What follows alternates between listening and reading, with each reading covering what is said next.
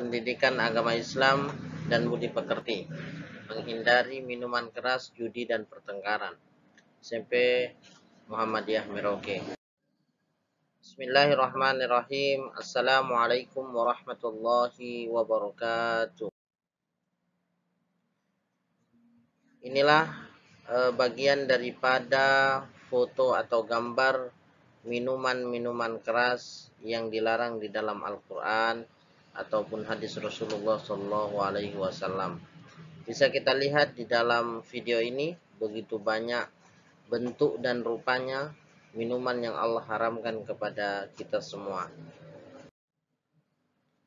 Siswa-siswi SMP Muhammadiyah Merauke yang insya Allah dirahmati Allah Subhanahu wa Ta'ala, mari kita sejenak belajar tentang pengertian daripada minuman keras yang Allah haramkan. Minuman keras adalah minuman yang Allah sebutkan di dalam Al-Quran dengan sebutan al-khamr. Al-khamr itu artinya adalah minuman yang mengandung unsur memabukkan dan membahayakan tubuh manusia. Maka di dalam pengertian minuman keras adalah terdapat satu zat yang disebut dengan alkohol maupun metanol, itu yang bisa menyebabkan kita mengalami gangguan baik kesehatan maupun mental maupun jiwa kita. Siswa-siswi SMP Muhammadiyah Merauke, di dalam minuman khamr yang Allah haramkan identik dengan minuman beralkohol. Kedua, mengandung zat etanol dan zat psikoaktif. Kemudian apabila minuman keras dikonsumsi akan mengakibatkan kehilangan kesadaran. Kemudian termasuk kategori zat narkotika. Siswa-siswi SMP Muhammadiyah Merauke yang dirahmati Allah Subhanahu wa Ta'ala, itulah pengertian sedikit tentang minuman khamr. Adapun dalil tentang minuman khamr di dalam Al-Quran, Allah sebutkan di dalam surah Al-Baqarah pada 219. A'udzu billahi minasyaitonir rajim. Yas'alunaka 'anil khamri wal maisir. Qul fihima ithmun kabirun wa manafi'u lin-nasi wa ithmuhuma akbaru min naf'ihima. Wa yas'alunaka madza yunfiqu qulil afwa. Kadzalika yubayyinullahu lakumul ayati la'allakum tatafakkarun. Artinya, mereka menanyakan kepadamu Muhammad tentang khamr dan judi. Katakan kepada keduanya terdapat dosa yang besar dan beberapa manfaat bagi manusia, tetapi dosa lebih besar daripada manfaatnya. Dan mereka menanyakan kepadamu tentang apa yang harus mereka infakkan. Katakanlah, kelebihan dari apa yang diperlukan. Demikian Allah menerangkan ayat-ayatnya kepadamu agar kamu memikirkan. Al-Baqarah 219.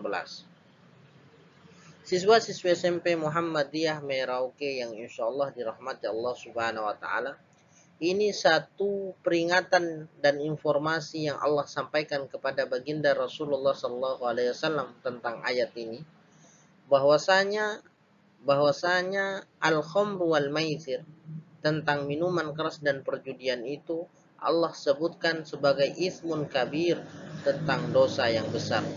Wa naf'ihima, dan keduanya itu memiliki manfaat, akan tetapi ismun akbar, yaitu dosanya yang lebih besar. Maka kita jangan pernah memiliki keinginan dan cita-cita untuk mengkonsumsi keduanya, karena itu dilarang oleh Allah Subhanahu wa Ta'ala. Adapun dampak negatif penyalahgunaan daripada minuman keras, tentunya sesuatu yang Allah larangkan maka akan memiliki dampak kepada siapa saja yang melanggar daripada aturan Allah Subhanahu wa Ta'ala. Satu, bila kita mengkonsumsi secara berlebihan dapat menimbulkan gangguan mental organik. Jadi pertama ini akan mengalami satu gangguan tentang mental organik. Yang kedua, gangguan fungsi fisik, gangguan fungsi untuk berpikir, gangguan fungsi untuk merasa, gangguan pada perilaku. Kemudian salah satu dampak negatifnya disebabkan oleh reaksi langsung alkohol pada saraf pada pusat. Kemudian karena sifat adiktif alkohol itulah orang meminum lama kelamaan tanpa sadar akan menambah takaran atau dosis sampai dosis kehancuran atau tidak sadar. Siswa-siswi SMP Muhammadiyah Merauke yang dirahmati Allah Subhanahu wa taala. Sekian banyak dampak daripada alkohol. Kemudian kita lihat dampak bagi pelaku. Dampak bagi pelaku adalah gangguan fisik, bahwa akan mengalami kita pada gangguan fisik ketika kita memiliki kebiasaan mengkonsumsi minuman-minuman keras tersebut. Kedua, gangguan jiwa. Gangguan jiwa dapat merusak secara permanen jaringan otak hingga menimbulkan gangguan pada daya ingat, kemampuan penilaian, kemampuan belajar, dan gangguan jiwa tertentu. Gangguan yang ketiga yaitu gangguan keamanan dan ketertiban masyarakat. Ya, tentunya ketika seseorang sudah memiliki ketergantungan terhadap minuman keras, maka bisa mengakibatkan gangguan kepada keamanan dan ketertiban masyarakat. Kenapa? Karena orang pada saat posisi mabuk seperti itu dia mudah tersinggung. Kemudian lebih berani dan agresif. Kemudian bertindak yang melanggar norma dari sikap moral atau lebih parah menimbulkan ketindak pidana dan kriminal. Itulah yang bisa berdampak pada penggunanya. Kemudian dampak orang tua. Tentunya akan berdampak juga kepada orang tua, bukan hanya berdampak kepada pribadinya. Dampak bagi orang tua, satu, menimbulkan beban emosi mental, ya, beban mental dan emosi. Selanjutnya bisa menimbulkan biaya yang sangat tinggi bagi yang membuat bangkrut keluarga. Karena apa? Karena sudah ketergantungan mereka dengan candu dari setiap apa yang mereka tekuk, baik di alkohol maupun di narkotikanya. Kemudian menimbulkan beban penderitaan berkepanjangan dan menghancurkan harapan masa depan anak. Karena orang tua yang sudah memiliki ketergantungan kepada miras, maka dia akan menghabiskan seluruh kekuatannya, seluruh daya upayanya hanya untuk memuaskan nafsunya. Dia tidak akan memikirkan keluarganya. Kemudian dampak berikutnya adalah dampak KDRT pada rumah tangga atau keluarganya. Dari sekian dampak itu, maka sungguh akan merugikan kita semuanya. Kemudian dampak masyarakat, bangsa, dan negara. Menimbulkan beban ekonomi yang tinggi bagi program pencegahan, penegakan hukum, dan perawatan atau pemulihan bagi penderita ketergantungan kepada narkotika dan miras. Bahwa negara juga akan ambil bagian di saat warga dan masyarakatnya mengalami gangguan ketergantungan kepada miras dan narkotika. Kemudian menimbulkan gangguan ketertiban dan ketentraman bagi masyarakat, menghancurkan kualitas daya saing bangsa serta membunuh harapan dan kejayaan bangsa.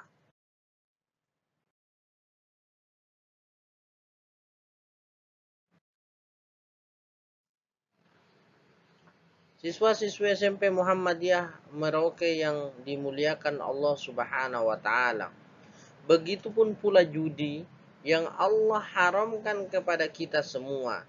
Sebagaimana firman Allah Subhanahu wa taala, "Ya ayyuhalladzina amanu innama khamru wal maisir wal ansabu wal azlamu rijzum min amali syaitani fajtanibuhu la'allakum tuflihun." Allah berfirman di dalam surah Al-Maidah ayat 90, "Hai orang-orang yang beriman, sesungguhnya minuman khamr, berjudi,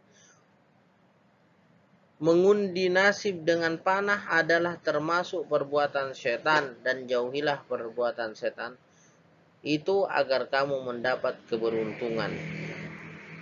Inilah firman Allah Subhanahu wa taala yang disampaikan kepada kita tentang bagaimana kita supaya tidak mendekati satu perbuatan setan yang menjadi musuh nyata bagi kita. Dari sekian banyak model judi, maka bisa kita lihat di slide ini ada beberapa model judi. Ada judi melalui kartu, ada judi melalui bola, ada judi melalui sabung ayam, ada judi melalui main bola-bola, dan lain sebagainya. Banyak sekali bentuk perjudian yang bisa kita kenali saat ini. Namun mari kita belajar untuk menghindari dari setiap macam bentuk perjudian yang ada di tengah-tengah hidup kita. Akibat negatif perjudian dapat menghancurkan rumah tangga. Ya, berapa banyak orang yang hancur keluarganya karena dia mempertaruhkan dengan berbagai uang sehingga ia bangkrut. Menyebabkan rusaknya iman untuk mendorong berbuat syirik. Ketika orang sudah memiliki ketergantungan secara materi, maka dengan jalan apapun dia akan mencari, bahkan harus syirik pun dia bisa lakukan demi mencari uang tersebut. Selanjutnya, melalaikan ibadah kepada Allah Subhanahu wa taala. Orang yang sudah masuk di lingkaran perjudian, maka dia akan lalai mengingat Allah Subhanahu wa taala. Selanjutnya, menghabiskan waktu. Tidak ada manfaat apa-apa yang kita dapat, melainkan habislah waktu itu karena kita berada di lingkaran orang-orang yang jauh dari Allah Subhanahu wa taala. Selanjutnya, mengakibatkan malas bekerja dan berdoa. Ya, sangat pasti ketika seseorang sudah di lingkaran orang perjudian, maka dia akan malas di dalam bekerja karena dia sudah berpikir tentang untung dan untung. Maka dari situ dia akan merasa malas untuk bekerja dan berdoa kepada Allah Subhanahu wa taala. Kemudian mendorong berbuat jahat terhadap pelakunya. Berbuat jahat kepada pelakunya.